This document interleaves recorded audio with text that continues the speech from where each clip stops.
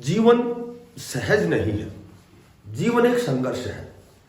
मुसीबतें, बाधाएं, आपदाएं, विपत्तियां, कठिनाइयां, ये तो जीवन के अंग हैं। और जिस दिन तुम्हारे सामने कोई समस्या ना आए तो तुम सुनिश्चित कर सकते हो कि तुम सही रास्ते पर नहीं हो। नमस्कार प्यारे बच्चों, साथियों, देखो आज की अपडेट बहुत अच्छी अपडेट है। मेरे ख्याल से इसमें लगभग आपको वेरियस प्रकार की जानकारियां मिलेंगी। एक तो एस्टेट के ऊपर है, भाई एग्जाम हम कैसे पास करें, ठीक है। छोटा सा मेरा दृष्टिकोण है वो हम आपके साथ साझा करूंगा कि भाई वास्तव में आप एस्टेट जो नए साथी हैं, क्योंकि एस्टेट कितना अनिवार्य है ये सबको पता है कि एस्टेट से कितनी प्रकार की भर्ती आने वाली है। एस्टेट और सीटेट से, सीटेट भी लगभग सिमिलर सा एग्जाम है। भाई सिलेबस, नए बच्चों को भाई सिलेबस क्या आएगा, क्या आता है, भाई कौन से सब्जेक्ट कितने मार्क्स का है, ठीक है। और इसके साथ भी मैं आपको बताता हूँ कि भाई लगभग जो SC ST को 55% यानी 82 नंबर चाहिए, 150 का शायद, हाँ 150 का आता है, 150 क्वेश्चन आते हैं। और जो बाकी कैटेगरीज है उनको 90 यानी कि 60%, ठीक है। तो इस पे थोड़ी सी हम चर्चा करेंगे, पॉजिटिव चर्चा करेंगे। 2025 में नया रिक्रूटमेंट भाई KVS में आने वाला है, DSSB में, HSSC में, HPSC में, चंडीगढ़ शिक्षा विभाग में, ठीक है। और कौन से सब्जेक्ट के लिए कौन सी हम बुक पढ़े, तो थोड़ा सा यहाँ जानकारी भी है, नई अपडेट भी है और थोड़े से आप दृष्टिकोण भी साझा करेंगे। तो देखो सबसे पहले हम बात करते हैं कि एस्टेट का जो एग्जाम था वो पोस्टपोन हो चुका है। 7-8 दिसंबर का था, तो मे भी वो 28 दिसंबर के लगभग या फिर जनवरी फर्स्ट वीक तक चला गया। तो कहीं न कहीं तो भाई नुकसान है, फायदा है, दोनों चीजें होती हैं। हर चीज में दो पहलू होते हैं, कहीं नुकसान भी होता है, कहीं फायदा भी होता है। तो कुछ एक बच्चे जिनकी तैयारी पूर्णतः नहीं हुई थी उनको फायदा हुआ है। जो बिल्कुल डेडिकेटेड होके बहुत अच्छी दिशा में, सही दिशा में प्रयास कर रहे थे, उन्होंने अपना जो टाइम टेबल 7-8 दिसंबर के अकॉर्डिंग बनाया हुआ था, तो कहीं कहीं थोड़ी सी उनमें स्थिरता भी आ सकती है, ठीक है। तो ये दोनों चीजें, कोई भी चीज होती है हमेशा उसके दो ही पहलू होते हैं। सबसे पहले मैं बात करूं, देखो एस्टेट या सीटेट, पैरेलल में एस्टेट सीटेट। तो एस्टेट या सीटेट में जैसे लगभग JVT की बात करूं मैं, और उसके बाद मैं TGT की बात करूं, तो यहाँ CDP दोनों में सेम है। चाइल्ड जो डेवलपमेंट पेडागोजी है वो 30 क्वेश्चन 30 नंबर के सेम है, ठीक है। उसके बाद में एक वो एप्टीट्यूड है, ठीक है, प्लस हरियाणा जीके है, प्लस रीजनिंग है। इसके 10-10 क्वेश्चन यानी कि 30 क्वेश्चन, सेम यही प्रोसीजर इसमें भी है। उसके बाद यदि मैं बात करूं तो यहाँ मैथमेटिक्स जो है, मैथमेटिक्स है JVT में 30 नंबर का है, ठीक है। और यदि मैं बात करूं EVS की, तो EVS जो है वो भी 30 नंबर का है। हिंदी और इंग्लिश, देखो ये दोनों 15-15 नंबर के हैं, ठीक है, ये दोनों 15-15 नंबर के हैं। तो सेम वही हिंदी और इंग्लिश, यहाँ भी हिंदी भी और इंग्लिश दोनों मिला के वही 15-15 क्वेश्चन। देखो जो सीटेट होता है उसमें तो थोड़ी सी पेडागोजी भी दे देते हैं, उसके साथ शिक्षण विधियां भी देते हैं, लेकिन एस्टेट में बहुत कम देखने को मिलता है, ये सीधा डायरेक्ट सब्जेक्ट ही आता है। पिछली बार बहुत जैसे सिलेबस में भी आया था कि भाई पेडागोजी आएगी, ठीक है, लेकिन आए वही क्वेश्चन, पेडागोजी का मात्र एक क्वेश्चन था। तो कहने का मतलब ये कि पेडागोजी भी हमें तैयार करनी है, क्योंकि सीटेट में अनिवार्य है पेडागोजी। आगे जब ये एग्जाम होते हैं वहां भी हमें फायदेमंद है वो चीज। और यहाँ ये तो 150 हो गए। यहाँ क्या है कि जो पार्टिकुलर सब्जेक्ट है भाई GSS है या फिर मैथ है, साइंस है, तो उसके फिर वो जो पार्टिकुलर जो सब्जेक्ट है उसके 60 क्वेश्चन आते हैं, ठीक है। तो कहने का मतलब ये है कि 150 क्वेश्चन।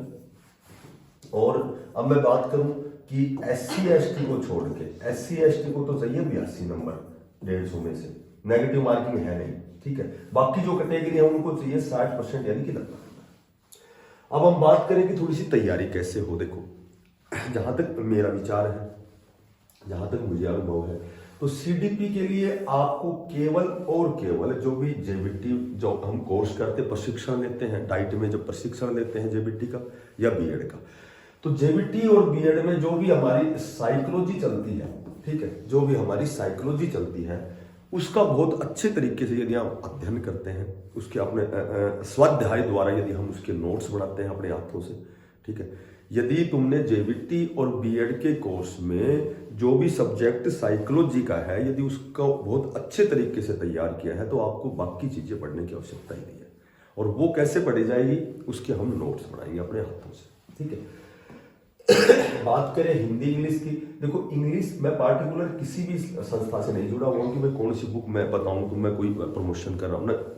इंग्लिश की जो बहुत अच्छी जिसमें त्रुटियां कम होती है, तो जो मैंने पढ़ी है या मैं किसी को राय देता हूं, तो आप आर.एस. ढिल्लन की बुक आती है इंग्लिश की, बहुत अच्छी बुक आती है आर.एस. ढिल्लन की, मुझे बहुत अच्छी बुक लगती है वो, जिसमें त्रुटियां कम होती है, वैकेबलरी बहुत ज्यादा है, कॉमन एरर के लिए भी वो बहुत बेस्ट बुक है, ठीक है, यदि वो पढ़ सकते हो। या फिर तो आप ऐसे तो इंग्लिश की जैसे ग्रामेटिक पोर्शन में तो जो भी एकेडमिक में जो हमने 8वीं 10वीं में पढ़ते हैं, वही मॉडल, लिंकर, पैसिव वॉइस, वो सारी चीजें आपको मिल जाएगी, ठीक है।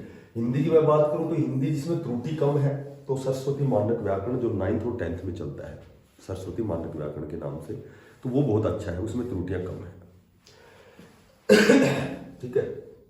उसके बाद में बात हम करें कि जैसे ईवीएस की भी, ईवीएस एनसीईआरटी की बुक आती है, तो उसमें ईवीएस 6ठी 7वीं 8वीं की बुक ले लो, तो जेबीटी में वो पर्याप्त है आपके लिए। लेकिन देखो तैयारी की एक ही बात ध्यान रखनी है कि आपको केवल जब तक तैयारी नहीं होगी, कई बार क्या होता है कि हम जैसे कोई बुक पढ़ते हैं उसमें अंडरलाइन करते रहते हैं, तो वो चीजें स्थायी नहीं होती है। जब तक अपने हाथ से हम नोट्स नहीं बनाएंगे, वो चीज बिल्कुल है ना स्थायी नहीं होती कभी भी, ठीक है। बाकी मैथ रीजनिंग तो कोई भी एक बुक उठा करके टॉपिक वाइज तैयार करते हैं। अब हम बात करें कि 2025 में देखो नए रिक्रूटमेंट के ऊपर,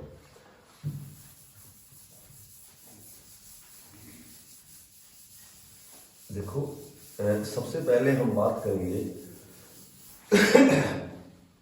डीएसएसबी। तो डीएसएसबी में लगभग ये लगा लो कि 20,000 प्लस पद भरे जाएंगे, वो लगभग 2025 में, ठीक है। और ये आपका जो रिक्रूटमेंट है बहुत जल्दी आने वाला है, क्योंकि अभी चुनाव है, आचार संहिता लग जाएगी, तो रिक्रूटमेंट जो है नोटिफिकेशन है वो आचार संहिता से पहले ही निकलेगा। क्योंकि आचार संहिता में आचार कोड ऑफ कंडक्ट क्या होती है कि वहां नया नोटिफिकेशन हम नहीं निकाल सकते, एग्जाम ले सकते हैं, ठीक है, उसमें ज्वाइनिंग और नोटिफिकेशन नहीं निकाल, इसलिए आचार संहिता से पहले ही ये आपका नोटिफिकेशन देखने को मिलेगा। लगभग 5,000 प्लस तो कन्फर्म जेबीटी के पद, देखो उसमें जैसे पूछा गया था ना डिपार्टमेंट से, उसने डीएसएसबी ने कि एनडीएमसी से, एमसीडी से, डीओई से, कि भाई कितने पद वैकेंट है, तो लगभग 5,000 से ज्यादा ही पद है। सुनने को तो 7,000 के लगभग है, लेकिन 5,000 पद तो वहाँ जेबीटी के बहुत लंबे समय से, शायद 2021 के बाद में जेबीटी के वहाँ भर्ती ना हुई है, तो ये आपकी नोटिफिकेशन बहुत जल्दी देखने को मिलेगा। कहीं कहीं ये सारी चीजें एस्टेट और सीटेट से रिलेटेड ही चीज है, वही चीजें सारी चीजें। जेबीटी के भी लगभग 4500 पद आ रहे हैं, ठीक है। उसके बाद चंडीगढ़ जो है, चंडीगढ़ में जो शिक्षा विभाग है उसकी मैं बात बताऊं आपको, वहां एक तो सारी भर्तियां अभी ज्वाइनिंग नहीं हुई है, तो कल अखबार में आया था कि 15 दिसंबर तक सभी को जो भी जेबीटी है, एनटीटी है, टीजीटी है, स्पेशल एजुकेटर है, पीजीटी है, इनको ज्वाइनिंग लेटर दे दिए जाएंगे, यानी कि इनकी नियुक्ति जो प्रक्रिया है वो स्टार्ट हो जाएगी 15 दिसंबर तक। अब जब देखा गया डिपार्टमेंट में, स्कूलों में देखा गया, तो लगभग 1600 प्लस पद वहां वैकेंट हैं, ठीक है। तो नई भर्ती पहले एक भर्ती हो चुकी है, तो उससे पहले एसएससी के थ्रू होती थी, तो एक भर्ती तो फिलहाल अभी 15 दिसंबर तक ज्वाइनिंग है, और जो नेक्स्ट भर्ती है वो प्रक्रिया नोटिफिकेशन आपको जनवरी 2025 में देखने को मिलेगा। तो जो चंडीगढ़ शिक्षा विभाग, चंडीगढ़ में जो नौकरी लगना चाहते हैं, तो उनके लिए बहुत अच्छी खबर है, ठीक है। तो ये चीज भी इसी एस्टेट सीटेट से रिलेटेड है सारी चीजें। उसके बाद यदि हम बात करते हैं केवीएस में, तो केवीएस में तो लगभग बहुत जल्दी 7,000 प्लस जेबीटी के पद आने वाले हैं। तो ये 2025 जब स्टार्ट होगी, एचएसएससी की यदि मैं बात करूं, एचएसएससी की, तो ये तो कल ही आपने नोटिस देखा होगा कि रेस्ट ऑफ हरियाणा की लगभग 3,000 पदों पर भर्ती आने वाली है, ठीक है। तो ये लगभग ये लगा लो कि एक लेटर जारी हुआ था, सभी स्कूलों में देखा गया था भाई जो नई शिक्षा नीति आएगी उसके तहत कितने बच्चे स्कूल में उपस्थित हैं, या कितने बच्चे वहां हैं और कितने टीचर हैं, क्या वो रेशियो को फुलफिल करते हैं। तो 3,000 के लगभग पद खाली है जो रेस्ट ऑफ हरियाणा के, फिलहाल मेवात 1456 पे भर्ती हो चुकी है, एग्जाम हो चुका है, लेकिन रिजल्ट नहीं आया है। ठीक है, तो वो रिजल्ट क्यों नहीं आया है, ये यदि ये बताएंगे तो बहुत लंबी चली जाएगी बात। उसके बाद बात करें एचपीएससी की, तो एचपीएससी में तो वो पीजीटी की भर्ती आती, तो शायद पीजीटी की तो अभी नहीं आएगी, लेकिन टीजीटी की भर्ती आएगी, वो एचएसएससी जो करती है, हरियाणा स्टाफ सिलेक्शन कमीशन। तो वो लगभग 8032 जो पद हैं वो लगभग निर्धारित हो चुके हैं टीजीटी के। लेकिन अभी मेरे ख्याल से ये 11 नवंबर को शायद एक अपडेट आई थी कि भाई 8032 जो सीटें हैं वो टीजीटी की खाली हैं। तो कहने का मेरा मतलब ये है कि आपको एचटेट बहुत अच्छे तरीके से नए बच्चों को करना है, और भर्तियां एचटेट पे, सीटेट पे मैक्सिमम भर्तियां 2025 की स्टार्टिंग में ही आपको देखने को मिलेंगी। और बाकी सारी तैयारियां एक दूसरे से रिलेटेड हैं, वही एचटेट है, वही सीटेट है, वही जेबीटी है, वही पीआई, क्योंकि सब्जेक्ट जो भी टॉपिक है तो वो लगभग हर भर्ती के लिए, मैथ ले लो, हिंदी ले लो, हिंदी में भाषा वही रहनी है, चाहे वो जेबीटी हो, चाहे वो टीजीटी हो, चाहे वो पीजीटी हो। ठीक है, संज्ञा सर्वनाम विशेषण सारी चीजें वही रहनी है। मैथ में वही प्रॉफिट लॉस रहना है, वही अनुपात समानुपात, वही रेशियो, वही क्षेत्रफल, यानी कि टॉपिक वही चीजें हैं सारी, वही सीडीपी हर में वही। अब जैसे डीएसएसबी की यदि कोई साथी डीएसएसबी लगना चाहता है तो डीएसएसबी में एक तो सबसे बड़ी बात तो यह है कि यहाँ 0.25 नेगेटिव मार्किंग है, और डीएसएसबी को यदि या किसी भी यदि टीचिंग लाइन में आप जाना चाहते हैं तो आपके लिए सीडीपी हर क्षेत्र में बहुत अनिवार्य है।